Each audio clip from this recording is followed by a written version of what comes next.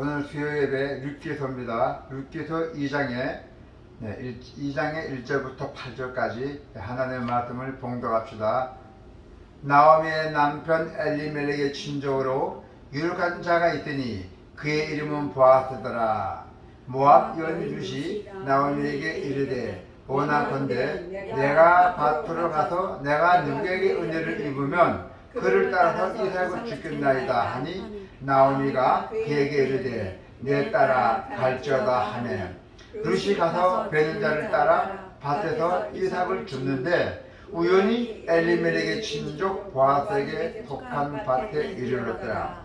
마침 보아스가 베들레헴에서부터 와서 베는 자들에게 이르되 여호와께서 너희와 함께 하시기를 원하노라 하니 그들이 대답하되 여호와께서 당신에게 복 주시기를 원하나이다 하니라.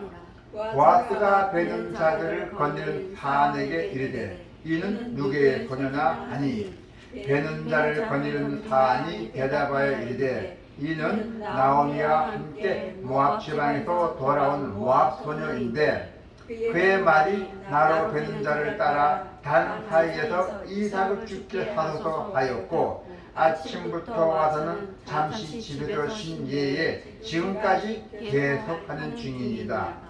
보아스가 룻에게 이르되 내 딸아 들으라. 이삭을 주우러 다른 밭으로 가지 말며 여기서 떠나지 말고 나의 소녀들과 함께 있으리라. 아멘.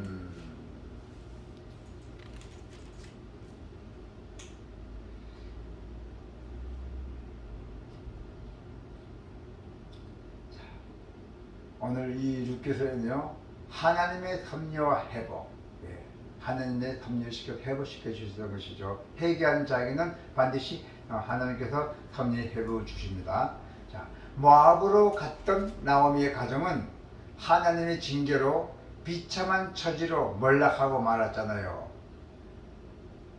나오미는 뒤늦게 자신들의 잘못을 깨닫고 다시 언약의 땅으로 돌아옵니다. 자기 본 고향으로 돌아오죠. 그래서 하나님은 전능자의 품으로 되돌아온 나오미에게 그 가정을 룻을 통해서 회복시켜 줍니다. 여기서 룻은 며느리예요. 자, 모압으로 왜 모압으로 갔겠습니까? 1절에 보면 다 나와 있어요. 이제 1절에 보니까 이 나오미와 엘리멜렉 가족들은 그 자기 본 고향이 큰 가뭄이 일으켜갖고 도저히 살 길이 없어서 모압의 이방신을 섬기는 모압으로 이사 갔던 것이에요. 더 잘 살라고.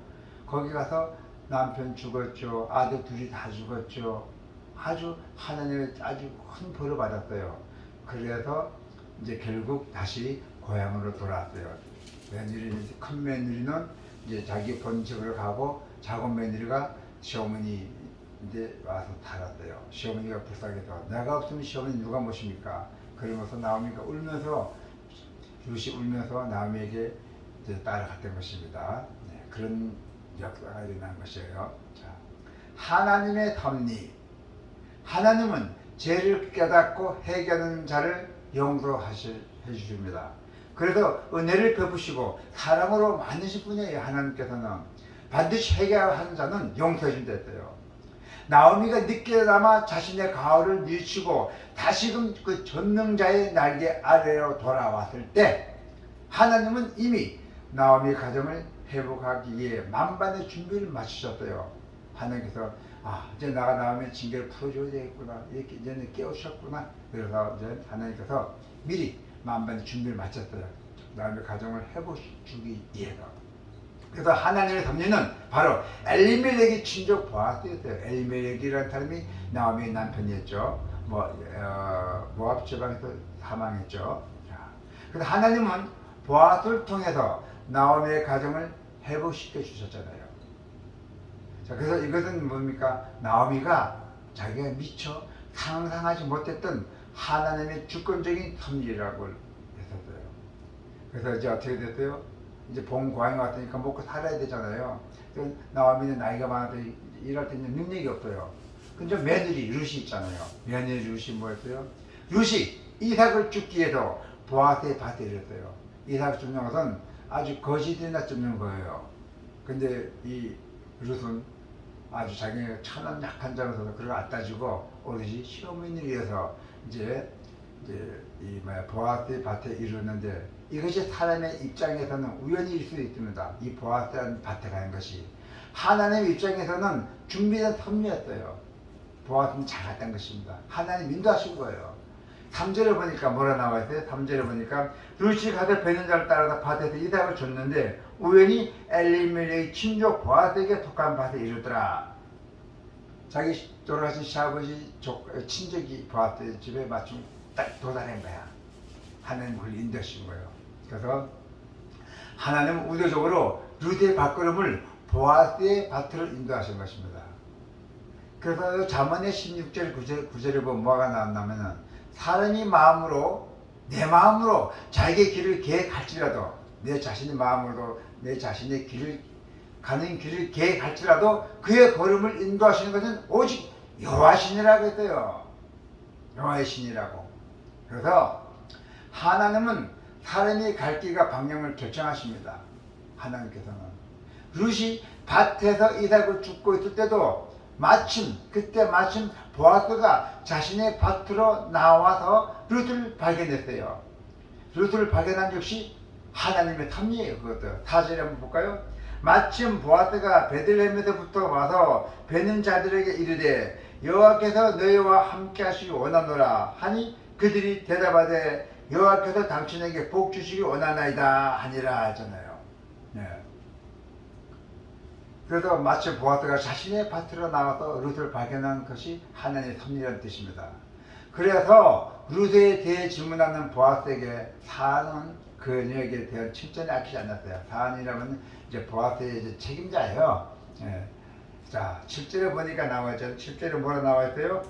그의 말이 나로 베는 자를 따라 다른 사이에서 이삭을 죽게 하였고 아침부터 와서는 잠시 집에 쉰 후에는 지금까지 계속 일했다는 거죠. 집에서 조금 쉬고 난 다음에 계속 일했대요. 너무 일 열심히 하고 부지런했다는 뜻입니다. 네. 그래서 이제는 룻이 대해 질문하는 보아스에게 사안은 그녀에게 칭찬을 아끼지 않았어요.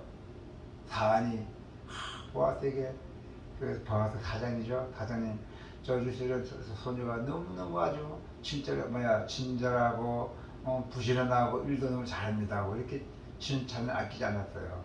그래서 사안은 그 칭찬은 보아스로 하여금 그 룻에 대한 호감을 갖게 하였어요. 그래서 이 모든 일은 우연히 일어난 일들이 아닙니다. 하나님의 섭리에 따라서 이루어진 일들입니다. 할렐루야. 그래서 하나님의 당신의 계획과 섭리를 통치하신 분들이 있잖아요. 자, 우리 성도 여러분도 그 택하신 자들에게 은혜를 베푸시고 발걸음을 인도하신 오직 하나님께 의지하십시오. 할렐루야. 여러분 하나님께 꼭 의지해야 합니다. 네. 자, 공손하고 성실한 룻. 이 룻이 공손하고 성실하대요. 우리 룻의 지도는 같이 공손하고 성실한 분이 돼요. 네. 이 룻이 그래서 룻은 믿음의 여인이지만은 동시에 아주 공손한 여인이에요. 우리 룻의 지도는 얼마나 공손합니까? 공손하잖아요. 공손하잖아요. 목소리도 아주 괜찮으세요? 뭐 조금 같이 괜찮으세요? 예, 아주 공손합니다. 예. 그리고 아주 또 사랑도 깊고 또 이렇게 약한 사람이나 이렇게 불쌍한 사람 보면 그 마음이 아파하고 더 주고 싶어하고 아주 착한 마음이에요. 예. 그래서 룻이하고 똑같아요. 하나님 많이 축복 주실 줄로 믿습니다. 네. 그래서 자, 룻은 믿음의 여인이지만 동시에 공손한 여인이에요. 룻은 시어머니에게 밭에 나가서 이삭을 죽게 해달라고 허락을 했던 것이고 이삭을 줘야 먹고 살죠. 그리고 또 그녀는 의무대로 행동하지 않았어요. 자기 멋대로 행동하지 않았어요. 오로지 시어머니 권위에 시어머니 말 때문에 순복한 여인이었어요. 지금 목사님 말때 순종하잖아요. 그 사모님 말때 순종하고 아주 딱 맞는 얘기예요. 우리 룻의 집단 얘기가. 네. 그래서 그 부모의 권위를 존중하는 만큼 큰 효대예요. 또한 룻은 사회적 인간에게서도 아주 공손한 여인이었어요. 그녀는 이삭을 죽기 전에 먼저 사내에게 허락을 구했어요. 이처럼 룻은 상대방의 권리를 존중한 여인이었어요. 상대방도 아주 존중해요. 아주. 예. 그래서 사안은 보아스에게 룻이 성실한 여인이라고 칭찬했습니다. 실제로 룻은 잠깐 쉬는 예에는 오롯이 일에 몰두할 정도로 성실한 여인이었어요. 그래도 우리 룻의 집사도 아주 지금도 열심히 잘하고 통닭 열심히 잘 튀기잖아요. 그 더운데 아주 열심히 잘하고 있어요. 자, 그래서 이제는 기회는 자주 오지 않습니다. 기회는 자주 올 수도 있습니다만 그래도 기회는 세상에 몇 번 없어요. 하지만 그 기회를 붙잡는 것이 자신의 무기예요. 자신의 무. 이 기회를 붙잡는 것이 주어진 일을 열심히 한다는 것이 얼마나 그 보람된 일입니까? 그래서 룻은 비록 남의 밭에 떨어진 이삭을 쫓는 일을 했지만은 그 일에는 내일같이 최선을 다했다는 것입니다. 자, 그래서 우리가 이런 모습은 보아스의 사안에게 칭찬을 받아서 마땅했고 결국 보아스에게까지 호응을 얻게 되었대요. 그래서 자신의 일에 충성하지 않는 사람은 자신에게 찾아오는 기회가 하다하는 법입니다. 예수님은 누가복음 16절 10절에서 뭐라 했냐면 지극히 작은 것에 충성된 자는 큰 것에도 충성이 되고 또 지극히 작은 것에 불의한 자는 큰 것에도 불의하니라고 말씀하셨습니다. 남의 밭에 떨어진 이삭을 쫓는 일에도 충성한 룻은 장차 보아스의 아내가 되었어요. 보아스의 아내가 되어서 다윗 왕국을 탄생케 한 조상이 됐잖아요. 보아스가 아내가 되었고 이 룻이 다윗을 낳았잖아요. 그 다윗 왕국을 탄생케 한 조상이 됐잖아요. 그리고 그 혈통을 통해서 메시아께 오셨잖아요. 메시아께 오셨잖아요. 그래서 하나님의 품을 떠나서 징계를 받을지라도 회개하고 돌이키면은 회복의 기회를 얻을 수가 있다는 것입니다. 할렐루야.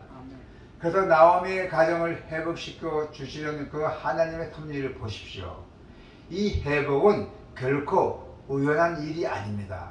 오직 하나님의 주권적인 섭리 안에서 있었어요. 그래서 하나님의 회복의 섭리에 대해서 순종과 성실로 하다바는 성도가 되시기를 축원합니다. 아멘.